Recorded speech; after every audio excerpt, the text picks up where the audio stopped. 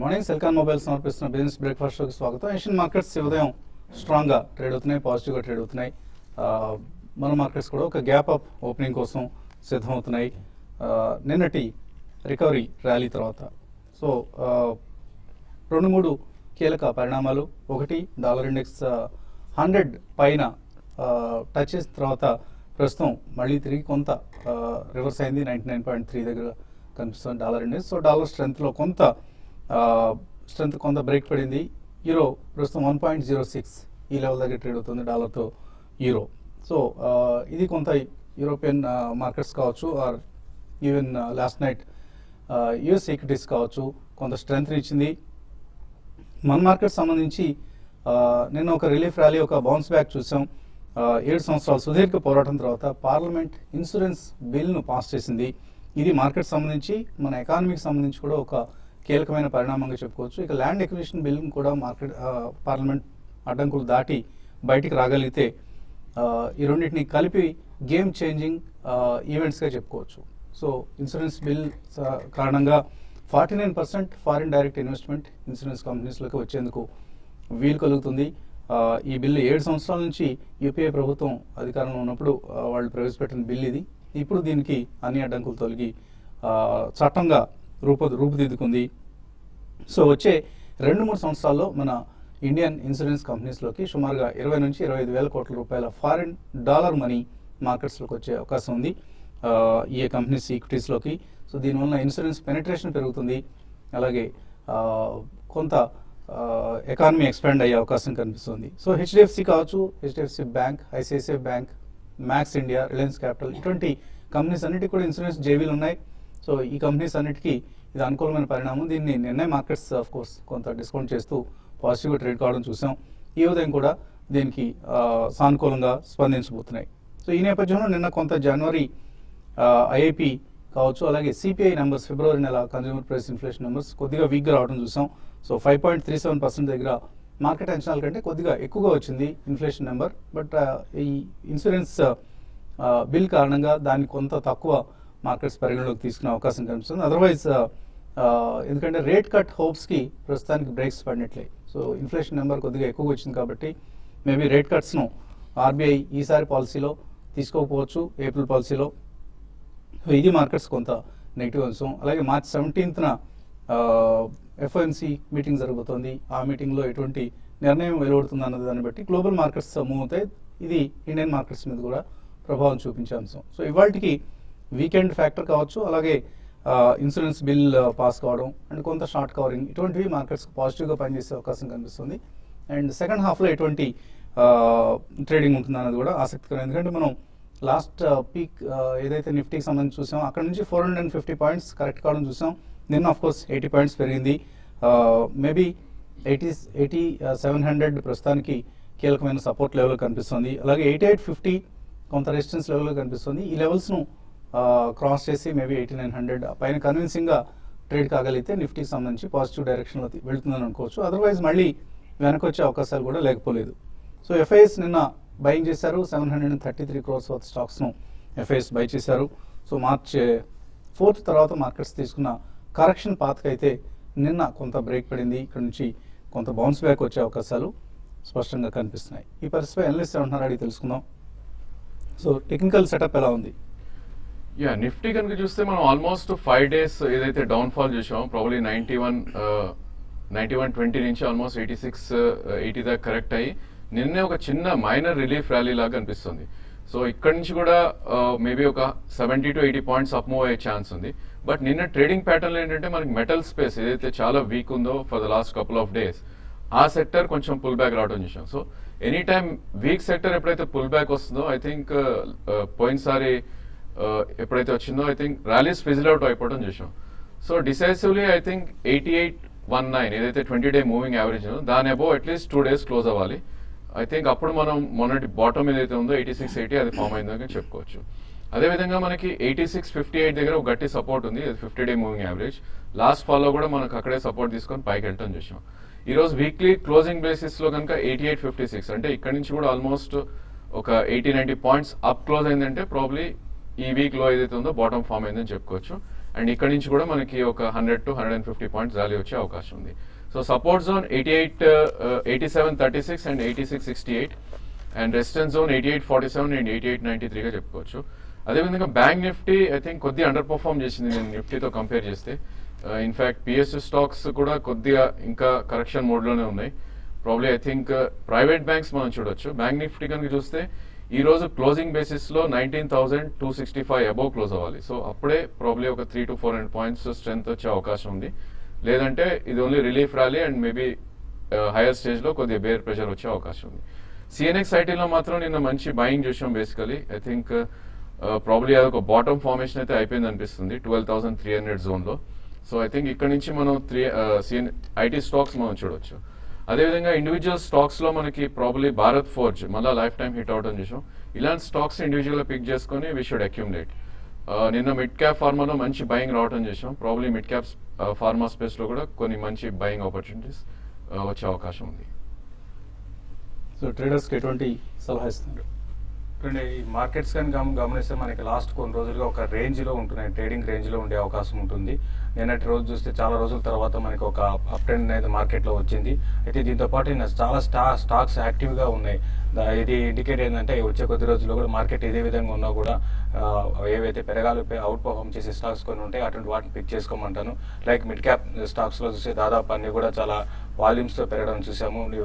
Index పరంగా పెద్దగా movements లేకపోయినా కూడా ఈవెన్ F&Oలో తర్వాత క్యాష్ సెగ్మెంట్లో కూడా ఎక్కువ మిడ్ క్యాప్ స్టాక్స్లో ఉంది.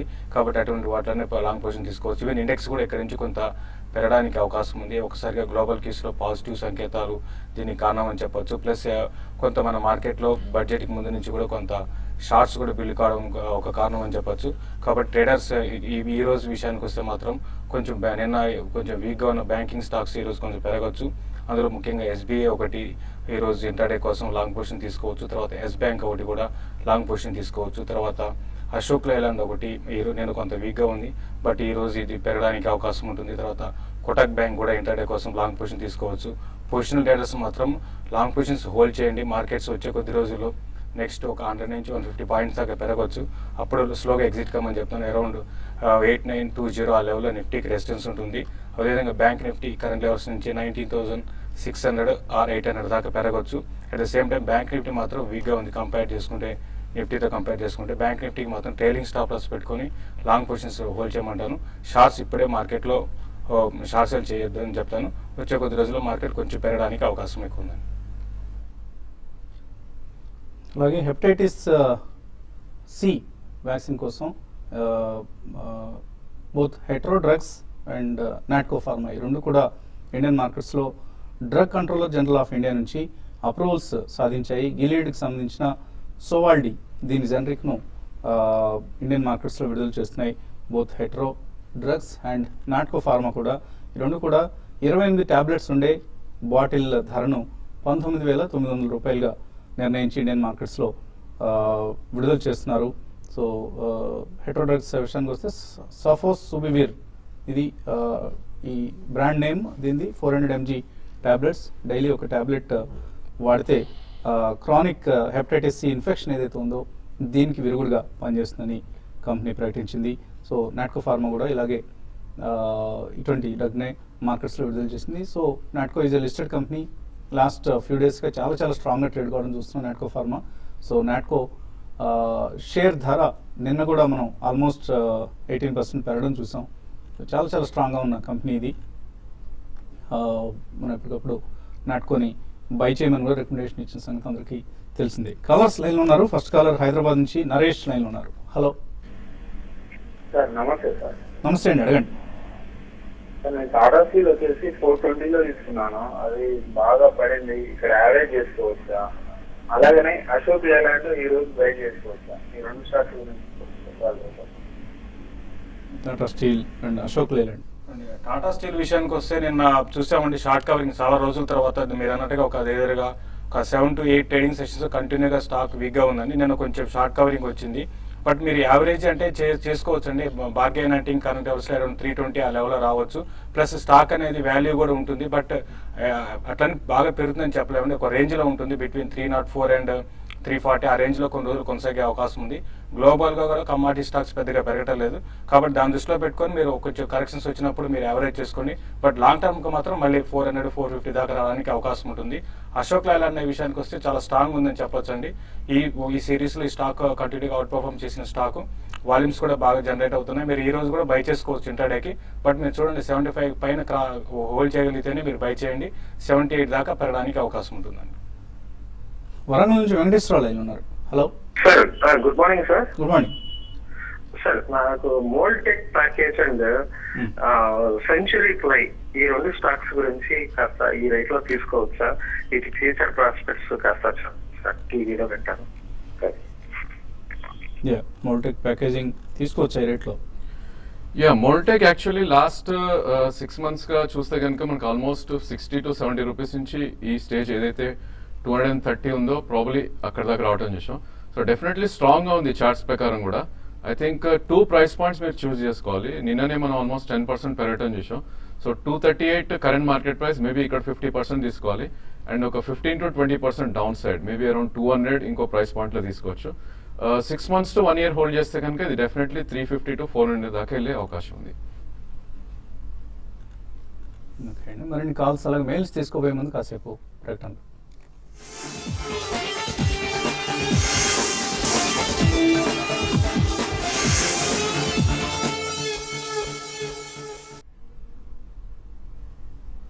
సిల్కాన్ మొబైల్స్ బిజినెస్ బ్రేక్ఫాస్ట్ తిరిగి స్వాగతం. లాస్ట్ 5 yearsలో ఈక్విటీ ఇన్వెస్ట్మెంట్స్ ఎటువంటి చక్కటి రిటర్న్స్ ఇచ్చాయి అందరికీ తెలిసిందే. శివప్రసాద్ కొండూరు ఒక మెసేజ్ పంపించారు. SIP returns last 28th February నాటికి మ్యూచువల్ ఫండ్స్లో ఎస్ఐపిస్ చేసిన వాళ్ళకి, లాస్ట్ 5 yearsలో చేసిన వాళ్ళకి, 10 yearsలో చేసిన వాళ్ళకి, 20 yearsలో చేసిన వాళ్ళకి ఎటువంటి రిటర్న్స్ వచ్చాయన్న అంశాన్ని ఒక టేబుల్ రూపంలో పంపించారు మనకు. సో ఆయన చెప్తున్న దాని ప్రకారం 5 years, లాస్ట్ 5 yearsలో నెలకు 10,000 రూపాయల చొప్పున ఇన్వెస్ట్ చేసిన వాళ్ళకి, అంటే లాస్ట్ 5 yearsలో 6 లక్షల రూపాయలు ఇన్వెస్ట్ చేసినట్లు అవుతుంది. 60 నెలలు ఇంటూ 10,000 రూపాయలు, 6 లక్షలు ఇన్వెస్ట్ చేసిన వాళ్ళకి యావరేజ్ రిటర్న్స్ 23.46% వచ్చింది. అంటే వాళ్ళు చేసిన ఇన్వెస్ట్మెంట్ వాల్యూ 6 లక్షలు ఇన్వెస్ట్ చేస్తే లాస్ట్ 5 yearsలో 10 లక్షల మ్యూచువల్ ఫండ్స్లో 73,975 రూపాయలు అయింది. ఇదే లాస్ట్ 10 yearsలో 12 లక్షల రూపాయలు ఇన్వెస్ట్ చేసిన వాళ్ళకి 29,47,690. ఇది యావరేజ్ రిటర్న్ ఆయన చెప్తుంది. బెస్ట్ ఫండ్ రిటర్న్ ఇందులో 35% అండ్ వర్స్ట్ ఫండ్ రిటర్న్ కూడా 14.89 లాస్ట్ 5 yearsలో ఇచ్చాయి. అలాగే 10 yearsలో చూస్తే బెస్ట్ ఫండ్ 25% రిటర్న్ ఇస్తే వర్స్ట్ ఫండ్ 11.53% రిటర్న్ ఇచ్చింది. So this is the power of SIP. So డెఫినెట్గా కనీసం ఒక యావరేజ్ ఫండ్ మనం సెలెక్ట్ చేసుకుని ఇన్వెస్ట్ చేసినా కూడా చక్కటి రిటర్న్స్ వస్తున్న సందర్భం ఇది. అటువంటి తరుణంలో ఉన్నాం మనం. సో తప్పనిసరిగా ఎస్ఐపి చేయండి, మంచి ఫండ్స్ని సెలెక్ట్ చేసుకొని చేస్తే మన కార్యక్రమంలో ఎప్పటికప్పుడు రికమెండ్ చేస్తున్న స్కీమ్స్లో ఇన్వెస్ట్ చేస్తే సరిపోతుంది. విజయవాడ నుంచి మూర్తి లైన్లో ఉన్నారు. హలో శేష్ గారు, నా దగ్గర గట్టి షేర్స్ 250 రూపాయలు 500 ఉన్నాయండి. అలాగే జేబీ కెమికల్ షేర్స్ 220 ఒక 1000 షేర్లు ఉన్నాయండి. గట్టి చూస్తే ఫండమెంటల్ గా ఏమీ బాగుండట్లేదు. జేబీ కెమికల్ లో ప్రస్తుతానికి అండర్ పెర్ఫార్మర్ గా ఉంది. వీటి నుంచి బయటపడి ఏ షేర్ ఏదైనా వేరే షేర్ తీసుకుంటారా? స్పెసిఫిక్ స్టాక్ ప్రైస్ చేయండి సార్. గతి విషయానికి వస్తే ఫండమెంటల్స్ బాగాలేదని అనలేమండి. అయితే మనం ఒక 70 రూపాయల నుంచి స్టాక్ చూసాం, 342 దాకా పెరిగింది. కాబట్టి ఈ లెవెల్లో కొంత ఎక్స్పెన్సివ్ కనపడుతుంది. ఎప్పుడైతే స్టాక్ ఎక్స్పెన్సివ్ ఉంటుందో అప్పటి నుంచి స్టాక్ కొంచెం పెద్దగా పెరగకపోవడం ఉండదు, కన్సాలిడేషన్లో ఉంటుంది. కాబట్టి ఇప్పుడు ఇమీడియట్గా అయితే స్టాక్ అరౌండ్ 245, 250 ఆ లెవెల్ అయితే దాటి పెరగకపోవచ్చు అండి, కన్సాలిడేషన్లో ఉంటుంది. కాబట్టి మీరు లాంగ్ టర్మ్ కోసం అయితే హోల్డ్ చేయమంటాను. బట్ షార్ట్ టర్మ్ కోసం మీరు ఎగ్జిట్ కావాలనుకుంటే మాత్రం ర్యాలీస్ వస్తే మీరు గతి నుంచి ఎగ్జిట్ కామంటాను. దీంట్లో నుంచి వేరే అదర్ సెక్టర్లో అంటే ఇప్పుడు కొంచెం మళ్ళీ బ్యాంక్స్ కొంత పెరగచ్చు. బట్ షార్ట్ టర్మ్ మాత్రం కొంచెం వీక్ ఉన్నా కూడా నెక్స్ట్ ఒక 3 to 4 monthsలో బ్యాంకింగ్ స్టాక్సే పెరగచ్చు, వాటిలో ఇన్వెస్ట్ చేసుకోమంటాను. తర్వాత ఇన్ఫ్రా స్టాక్స్ ఒకటి చాలా స్ట్రాంగ్ ఉండే అవకాశం ఉందండి నెక్స్ట్ ఫ్యూ క్వార్టర్స్లో. కాబట్టి ఇన్ఫ్రా స్టాక్స్లో కూడా మీరు ఇన్వెస్ట్ చేసుకోమంటాను. తర్వాత మీరు జేబీ కెమికల్స్ గురించి అడిగారు. ఇది లాస్ట్ క్వార్టర్ 2 quarter రిజల్ట్ బాగాలేదు. దానివల్ల ఏంటంటే స్టాక్ 250 నుంచి కరెక్ట్ అయింది. దీన్ని కూడా మీరు షార్ట్ టర్మ్ కోసం అయితే అరౌండ్ 200 to 210 దాటలేకపోవచ్చు అండి. కాబట్టి దీంట్లో నుంచి కూడా షార్ట్ టర్మ్ కోసం ఎగ్జిట్ కండి. బట్ మీరు ఇన్వెస్ట్మెంట్ కోసం అయితే ఈ క్వార్టర్ చూడండి. ఈ క్వార్టర్ నెక్స్ట్ క్వార్టర్లో కొంచెం జేబీ కెమికల్స్ బాగొస్తే మాత్రం మళ్ళీ స్టాక్లో ఒక అప్ట్రెండ్ ఉంటుందండి. తర్వాత కలర్ హైదరాబాద్ నుంచి శ్రీనివాస్ లైన్ ఉన్నారు. హలో హలో అడగండి Srinivas. Sir good morning sir. Good morning sir diamond power and HOEC sir. Diamond power and HOEC. Hindustan ఐలాక్స్ లో సార్ స్టాక్. కొన్నారా ఇవి? కొందాం అనుకుంటున్నారు? అవును సార్ 2000 కొన్నాను సార్. నేను డైమండ్ 440లో అండ్ హెచ్ఓఎస్సి 5000 కొన్నాను సార్ 44 లో. ఓకే రెండు మూడు ఓకే. చేయొచ్చు సార్. అయితే ఐ థింక్ డైమండ్ పవర్ ఈ షుడ్ ఎగ్జిట్ అండి. ప్రాబ్లీ దానిలో కాంప్లైన్స్ ఇష్యూస్ ఉన్నాయి, ప్లస్ ప్రమోటర్ ఇంటిగ్రిటీ ఉంది. సో అందుకోసం ఈ స్టాక్ ఆల్మోస్ట్ 140 నుంచి ఇప్పుడు 40 అరౌండ్ 40-50 రూపీస్లో ట్రేడ్ అవుతున్నట్టుంది. సో డెఫినెట్గా ఇట్లాంటి stocks one student by. So ఇవన్నీ ఏంటంటే బీట్ అండ్ డౌన్ స్టాక్స్ అయినా కూడా పర్ఫామ్ చేసే అవకాశం లేదు.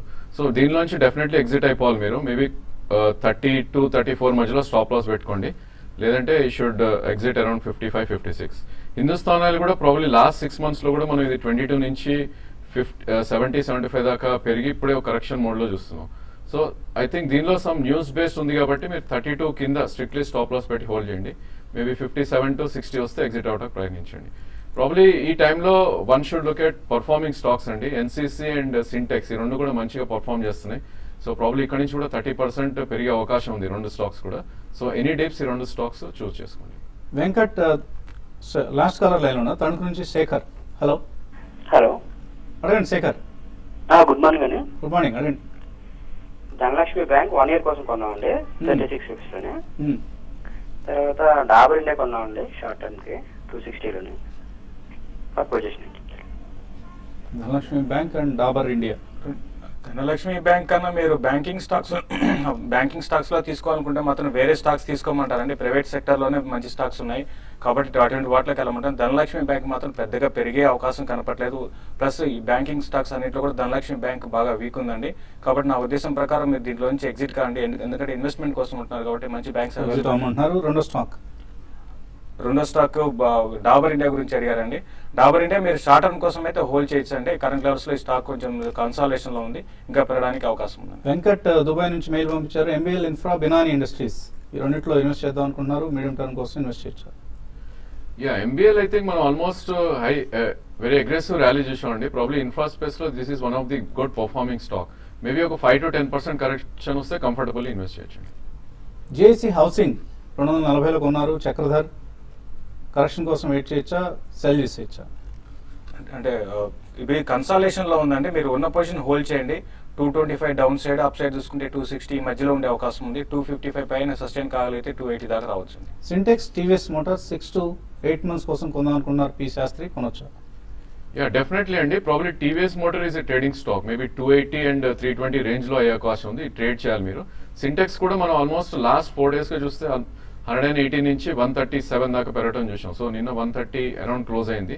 సో 2 price points లో తీసుకోండి. 130 అండ్ ప్రాబ్లీ 118 దాకా వస్తే సెకండ్ ప్రైస్ పాయింట్ లో తీసుకోండి. 140 అబౌవ్ క్లోజ్ అయితే 160 దాకా వెళ్ళే అవకాశం ఉంది. రామన్ అడుగుతున్నారు. అలహాబాద్ బ్యాంక్, ఏషియన్ పెయింట్స్ ఈ రెండు తీసుకోవచ్చా? ఇక్కడ ఇంకా డౌన్ సైడ్ కోసం వెయిట్ చేయొచ్చు.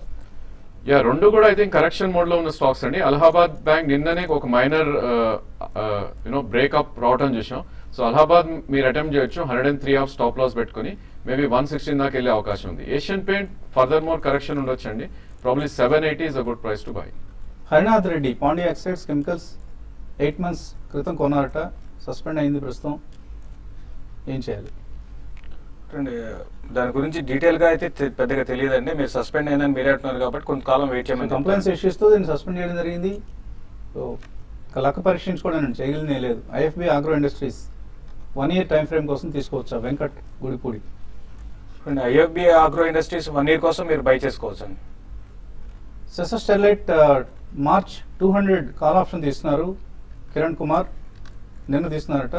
ఎలా ట్రేడ్ చేయాలి? ఐ థింక్ నిన్ననే మనం మెటల్స్ పుల్ బ్యాక్ చేసామండి. ప్రాబ్లీ పుల్ బ్యాక్ వస్తే కనుక 211 నుంచి 212 మధ్యలో వచ్చే అవకాశం ఉంది. సో అక్కడ ఎగ్జిట్ అవటానికి ప్రయత్నించండి. అదే విధంగా నిన్నటి లో ఏదైతే 194 ఉందో అక్కడ స్టాప్ లాస్ పెట్టుకోండి. మోజర్ బేయర్, ఇండో సోలార్ ఈ రేట్లో తీసుకోవచ్చా? మదన్ అడుగుతున్నారు.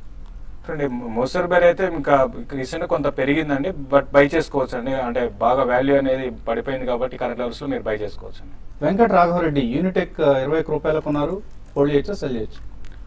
యూనిటెక్ అయితే హోల్డ్ చేయండి అండి. ఈ సిరీస్ లో అవుట్ పర్ఫార్మ్ చేసిన స్టాక్ అండి. 22 క్రాస్ అయితే 24-25 దాకా రావచ్చు అండి. రంగనాథ్ అడుగుతున్నారు. వోల్టాస్, పిపవా మల్టీ బ్యాగర్స్ అవుతాయా? వోల్టాస్ విషయానికి వస్తే మల్టీబ్యాగర్ స్టడీగా పర్ఫామ్ చేసే స్టాక్ అంటే మల్టీబ్యాగర్ అవుతుందని చెప్పలేం, బట్ మంచి ఇరానీర్ మంచి రిటర్న్ వచ్చే అవకాశం ఉంది. పిపావా అయితే డెఫినెట్గా కాదని చెప్పొచ్చు అండి, ఎందుకంటే యూజ్ డెట్స్ ఉన్నాయి, ప్లస్ రీసెంట్గా మనం డెవలప్మెంట్ కూడా చూసాం కాబట్టి ఇప్పట్లో దాని గురించి పెద్దగా అప్డేట్ అయితే ఉండకపోవచ్చు అండి. జేఎండ్కే బ్యాంక్ 114లో కొన్నారు. వినోద్ గాజువాక నుంచి holder sell. Probably it's a sell అండి, under performing bank though almost మనం ఇది 160 నుంచి కరెక్షన్ అవటం చూస్తున్నాం.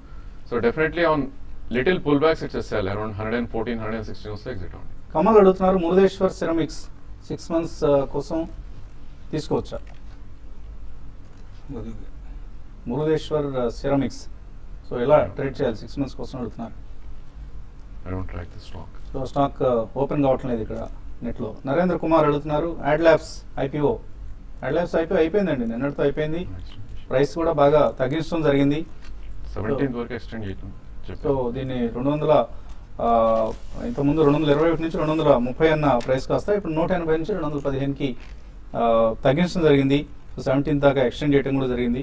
అవాయిడ్ చేయండి, ఇది అంత ఫండమెంటల్ స్ట్రాంగ్ కంపెనీ కాదు, చాలా ఎక్స్పెన్సివ్గా వస్తున్న ఇష్యూ కాబట్టి దీన్ని అవాయిడ్ చేయటం మంచిదని మనం ఇంతకుముందు సెషన్స్లో చెప్పాం. కారణాలు చక్రవర్తి అడుగుతున్నారు నాట్కో ఫార్మా, అలాగే రేట్ ఎక్కడ ఏ రేట్లో కొన్నది 200 రూపీస్లో కొన్నట్టున్నారు. అలాగే బిఈఎంఎల్ 160లో కొన్నారు. ఏం చేయాలి? ఐ థింక్ రెండు కూడా ఉంచాలండి. నాట్కో మీకు ఆల్మోస్ట్ స్విఫ్ట్ రైజ్ వచ్చినా కూడా 1550 నుంచి 2100 రావడం చూసాం. మేబీ కొన్ని కరెక్షన్స్ ఉండొచ్చు. 1 year to 1.5 year వ్యూ ఉంటే రెండు కూడా హోల్డ్ చేయండి. నెక్టర్ లైఫ్ సైన్సెస్ కొంటారట కేఎస్ మూర్తి, కొనొచ్చా? నెక్టర్ లైఫ్ సైన్సెస్ మీరు కరెంట్ అవర్స్లో బై చేసుకోవచ్చు అండి. రత్నభవాని విజయవాడ నుంచి అడుగుతున్నారు Lloyd Electricals, Ruby Mills, Rolta, Hinduja Ventures ఇవన్నీ కరెంట్ ప్రైస్లో లాంగ్ టర్మ్ కోసం తీసుకోవచ్చు. ఇక్కడ లాయిడ్ ఎలక్ట్రికల్స్ మంచి ర్యాలీ వచ్చిందండి, తర్వాత కన్సాలేషన్లో ఉంది, మీరు బై చేయొచ్చు. అయితే మిగతా అదర్ స్టాక్స్లో కన్నా మీరు వేరే స్టాక్స్ ఉన్నాయి, అవి బై చేసుకోమని చెప్తానండి. సునీత అడుగుతున్నారు అదాని పవర్ 58లో షార్ట్ టర్మ్ కోసం హోల్డ్ చేస్తున్నారు, హోల్డర్ ఎగ్జిట్. పుల్ బ్యాక్ లో ఎగ్జిట్ అవ్వాలండి definitely. I think 20-day moving average around 54.5-55 మధ్యలో ఎగ్జిట్ అవడానికి ప్రయత్నించండి. అలాగే ఫోర్టీస్ హెల్త్ కేర్ తీసుకోవచ్చు ఇక్కడ. ఇక్కడ ఇన్వెస్ట్మెంట్ కోసం డెఫినెట్గా ఫోర్టీస్ హెల్త్ కేర్ మీరు కరెంట్ అవర్స్లో బై చేసుకోవచ్చు అండి. ఆదిత్య అడుగుతున్నారు ఫస్ట్ సోర్స్ సొల్యూషన్స్ ఆయన దగ్గర ఉన్నాయట, హోల్డ్ చేయొచ్చు అవి. ఐ థింక్ అండర్ పర్ఫార్మింగ్ చేసే స్టాక్ అండి. ప్రాబబ్లీ ఇది ఆల్మోస్ట్ మనం 60 రూపీస్ నుంచి కరెక్ట్ అవుతాం చూస్తున్నాం. ప్రాబబ్లీ 38 to 40 ర్యాలీలో ఎగ్జిట్ అవడానికి ప్రయత్నించండి. సో ఎస్టెక్స్ నిఫ్టీ 88.71 దగ్గర స్ట్రాంగ్గా ట్రేడ్ అవుతుంది. గ్యాప్ అప్ ఓపెనింగ్ కోసం మార్కెట్స్ సిద్ధమవుతున్నాయి. ఇది ఇవాల్టి Celkon mobiles business breakfast show. మధ్యాహ్నం మళ్ళీ స్మార్ట్ న్యూస్లో కలుద్దాం.